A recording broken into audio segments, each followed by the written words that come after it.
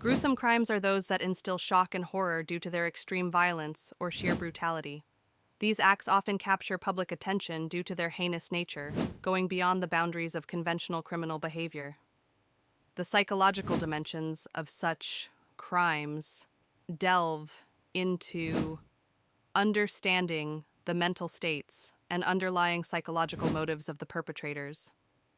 This exploration seeks to uncover the complexities of human behavior, examining what drives individuals to commit such acts and how psychological disorders, environmental influences, or social factors might play a role.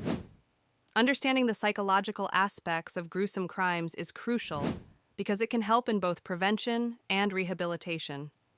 By identifying patterns or triggers that lead to such extreme behaviors, professionals can develop more effective intervention strategies and provide better mental health support for those at risk.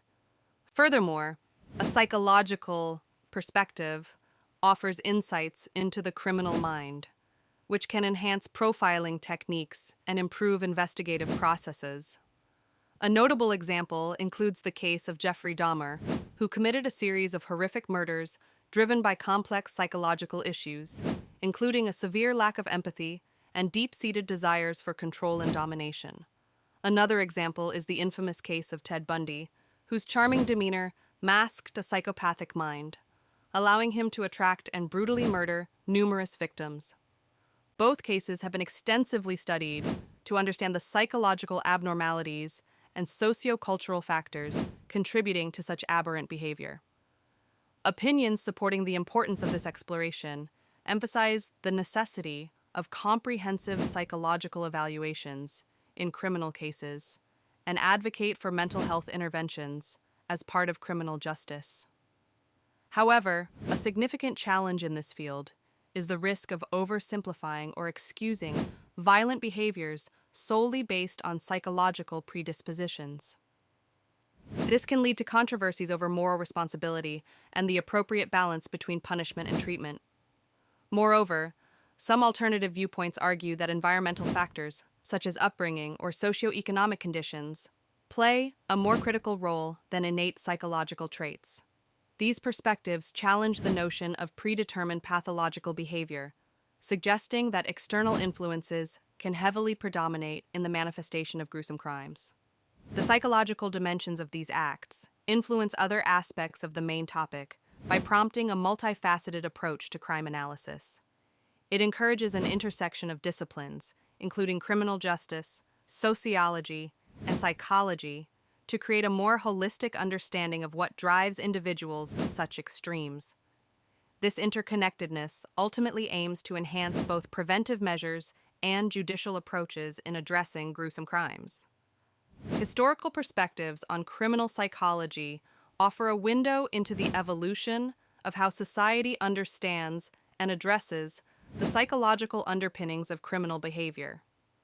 At its core, this concept involves studying past theories, practices, and beliefs about what motivates individuals to commit heinous acts.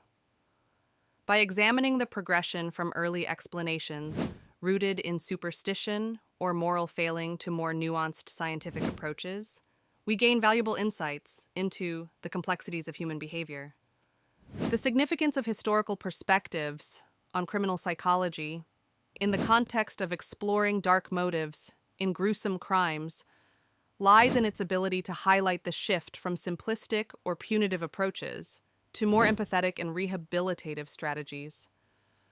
Understanding historical views helps illuminate why certain stereotypes or misconceptions about criminality persist today, and underscores the importance of integrating psychological insights into legal and correctional systems. It draws a line from a time when crime was seen merely as a moral failing to modern approaches that consider socioeconomic, environmental, and psychological factors.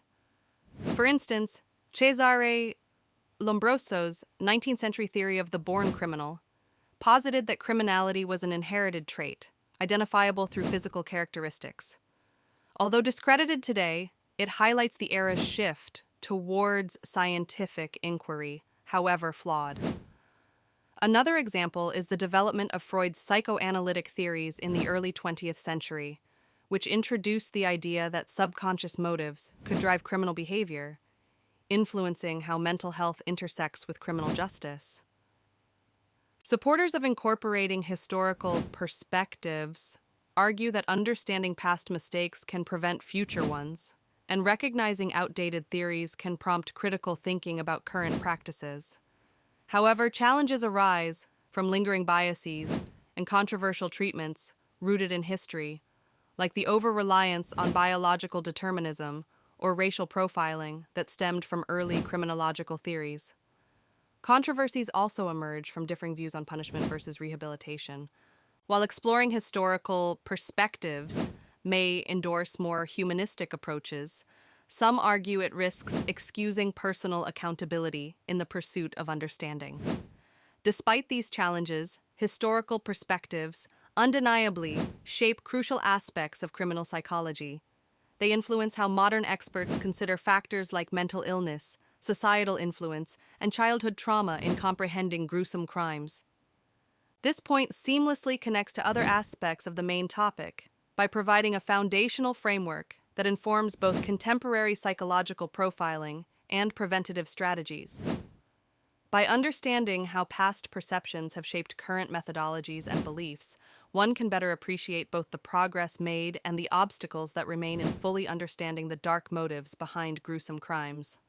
Profiling the criminal mind refers to the scientific process of identifying key traits, behavioral patterns, and psychological characteristics common among individuals who commit gruesome crimes. This practice is really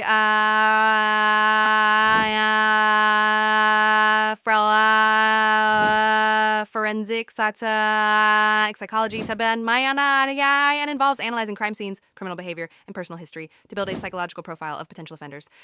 The significance of profiling lies in its ability to provide law enforcement and psychologists with deeper insights into the motivations and thought processes driving criminal activity, thereby assisting in the identification and apprehension of suspects, understanding crime patterns, and preventing future offenses.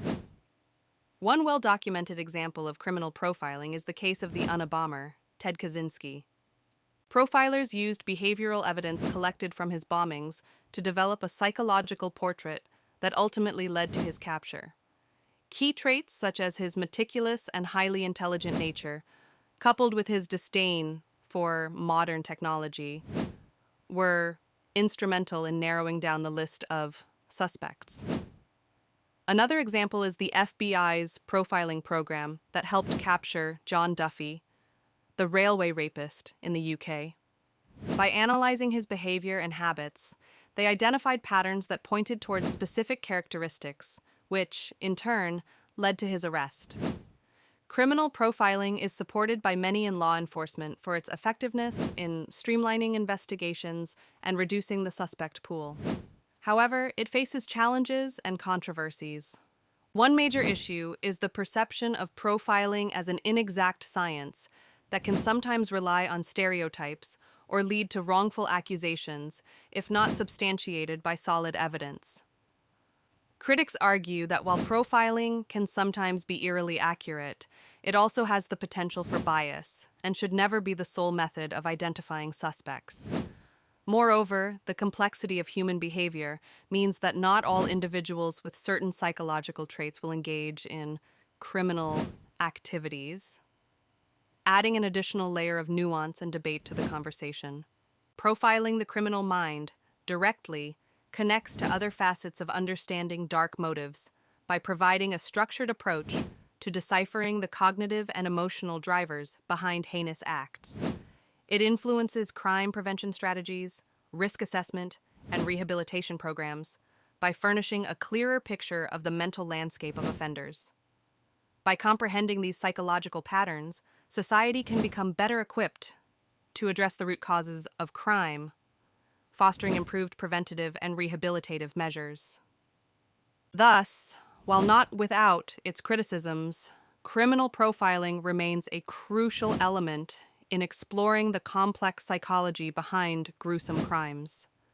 the concept of influences of nature and nurture in criminal behavior centers around the long-standing debate regarding the extent to which genetic predispositions and environmental influences shape an individual's propensity for criminal activity.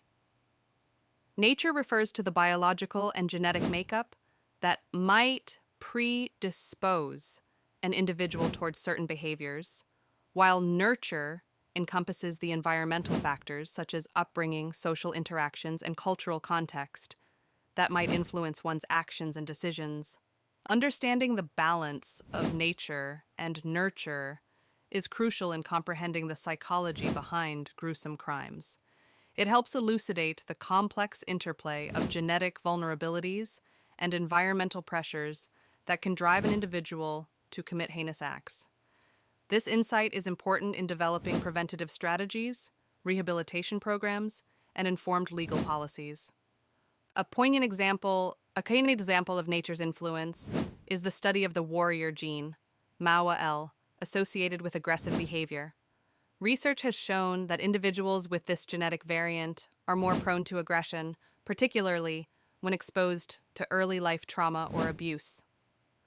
Conversely, a classic case that highlights the role of nurture is the story of the infamous Dog Pound gang from Chicago, where children from marginalized backgrounds exposed to chronic violence and poverty turned to crime as a means of survival and social belonging.